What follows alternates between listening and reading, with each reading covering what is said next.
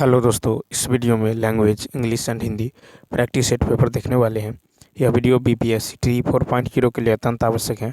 तो चलिए शुरू करते हैं। शुरू करने से पहले यदि आप नए हैं तो चैनल को सब्सक्राइब कीजिए, बेल आइकन को प्रेस कर दीजिए और एक बार वीडियो को शेयर कर दीजिए।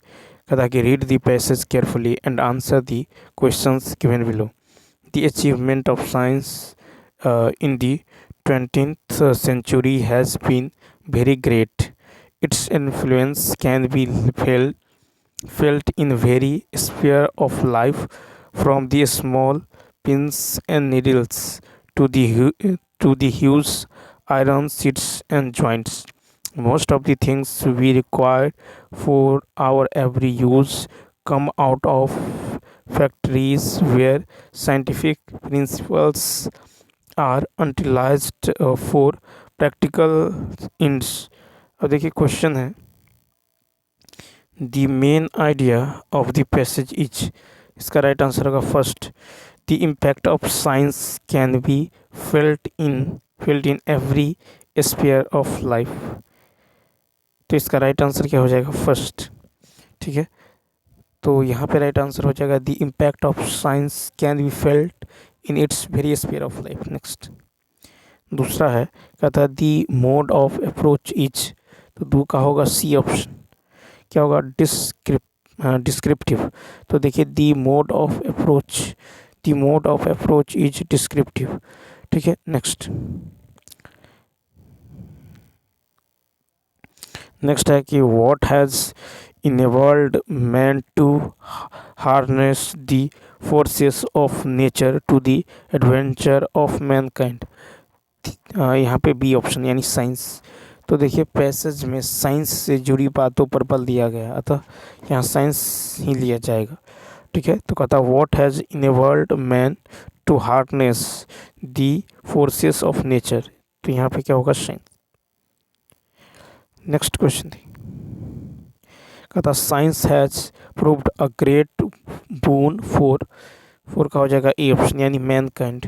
तो देखिए साइंस मानव जाति, तो साइंस जो है मानव जाति मैनकाइंड के लिए जो बहुत बड़ा वरदान है। ठीक है, तो science has proved a great boon for mankind. Next है the most appropriate title for the passage will be, 5 का होगा सी अचीवमेंट्स ऑफ साइंस। क्या होगा?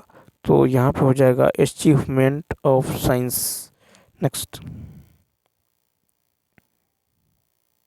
देखिए, कहता है कि मदर्स सिस्टर इज, तो 6 का होगा डी ऑप्शन।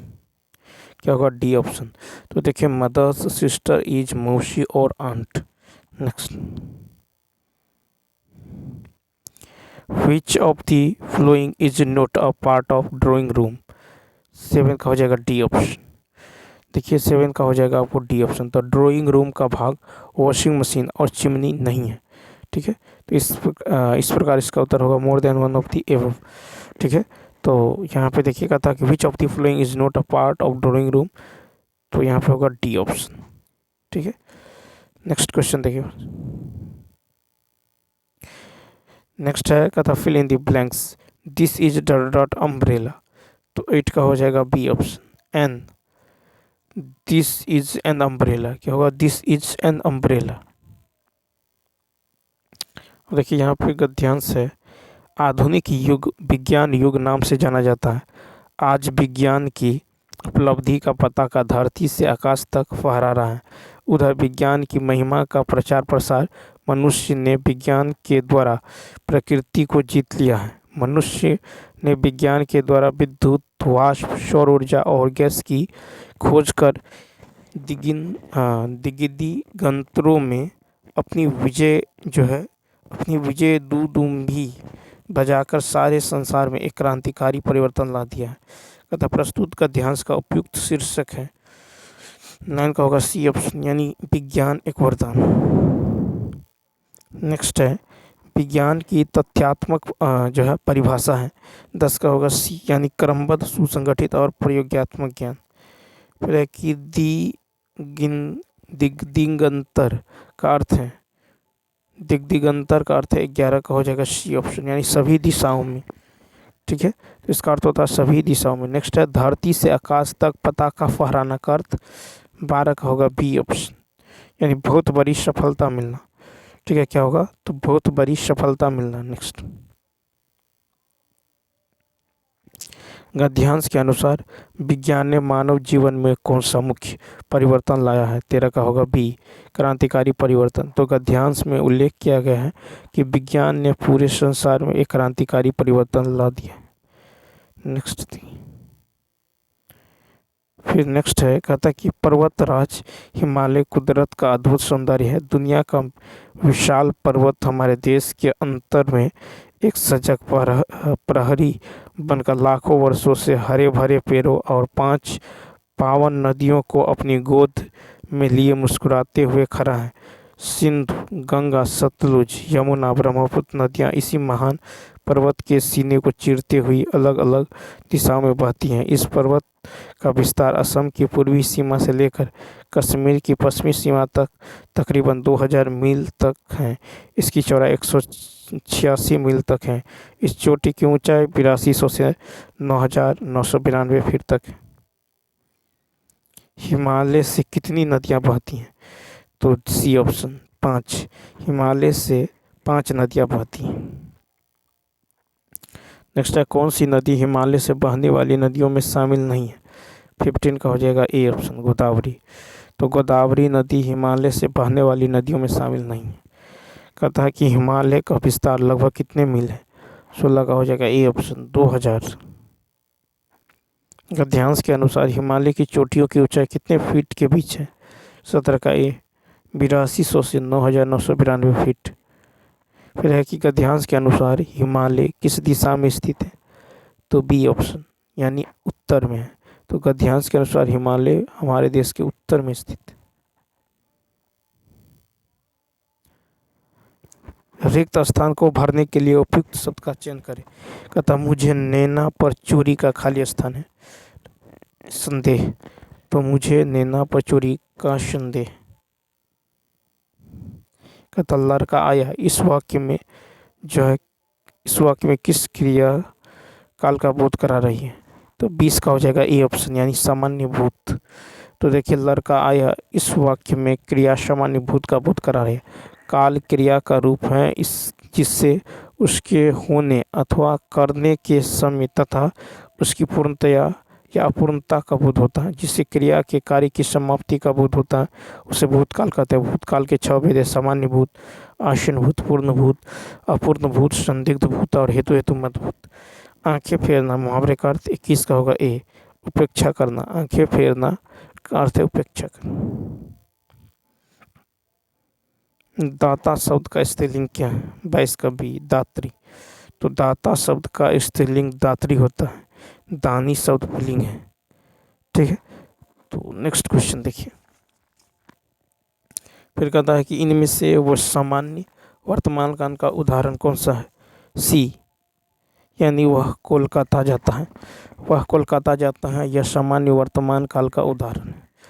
ठीक है, अब देखिए, फिर कहता कि सामान्य वर्तमान काल क्रिया का वह रूप जिससे यह पता चलता है कि किसी क्रिया वर्तमान काल में हो रही है। क्रिया का वह रूप जिसे वर्तमान काल में कार्य की पूर्ण सिद्धि का बोध होता है उसे पूर्ण वर्तमान काल कहते हैं। क्रिया का वह रूप जिससे यह पता चलता है कि क्रिया वर्तमान काल में हो रही है उसे तत्कालिक वर्तमान कहते हैं।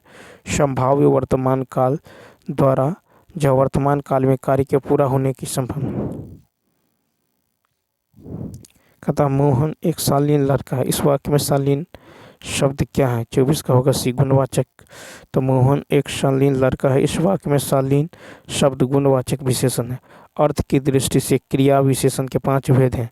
गुणवाचक क्रिया विशेषण से व्यक्ति या वस्तु के गुण, दोष, रंग, आकार, अवस्था, स्थिति आदि का ज्ञान होता है। नेक्स्ट देखिए, कहता कौन सा शब्द कमल का पर्यायवाची है? 25 का होगा डी ऑप्शन। तो देखिए, कमल का पर्यायवाची शब्द जो है उपयुक्त में से एक से अधिक है, जैसे राजीव और उत्पल। कमल का अन्य पर्यायवाची शब्द है पद, अरविंद, शतदल, अम्बुज, सरसीज, पुष्कर, पंकज, नीरज, सरोज, जलज, कंज, पुंडरीक आदि। जलज बादल का पर्यायवाची शब्द है। फिर है कि किस वाक्य में भाववाच्य है, 26 का ए, यानी सर्दियों में रोज नहाया नहीं जाता। ठीक है, तो सर्दियों में रोज नहाया नहीं जाता, ये भाववाच्य। Next question. अब उसके बाद देखिए कर्तवाच्य जो है सकर्मक अकर्मक दोनों क्रिया में होता है। कर्मवाच्य केवल सकर्मक क्रिया में होता है, भाववाच्य केवल अकर्मक क्रिया में होता है।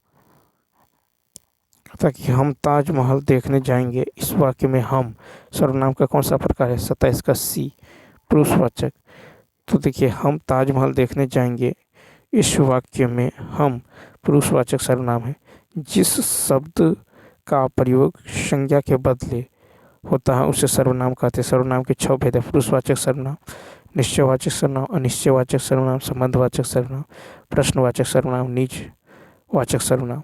पुरुषवाचक सर्वनाम देखिए, पुरुषवाचक सर्वनाम के 3 भेद है, उत्तम पुरुष, मध्यम पुरुष, अन्य पुरुष।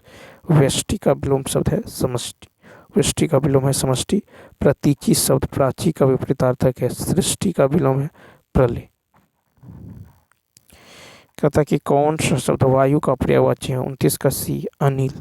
तो देखिए वायु का पर्यायवाची शब्द अनिल है। वायु का अन्य पर्यायवाची शब्द हवा, पवन, समीर, वात, मारुत, प्रवात, ठीक है, पवमान, प्रभंजन, बयार, समीरन, स्पर्श आदि है। भौरा का पर्यायवाची है अली, मधुव्रत, सिलिमुख, भ्रमर, मिलिंद, मधुप, मधुकर आदि।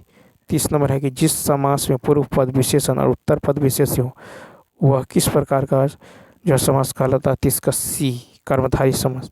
तो जिस समास से पूर्व पद विशेषण और उत्तर पद विशेष हो वह कर्मधारय समास कहलाता है। त्रिलोक चौमास द्विगु समास का उदाहरण है। ठीक है, उसके बाद देखिए यथा प्लस शक्ति, यथा प्लस शक्ति अव्ययभाव समास का उदाहरण है। नीलकंठ बहुव्रीहि समास का उदाहरण है। तो चलिए दोस्तों, इस वीडियो में इतना ही, मिलते हैं नेक्स्ट वीडियो में। यदि यह वीडियो अच्छा लगा हो तो लाइक, शेयर और सब्सक्राइब करना ना भूलें। Thanks for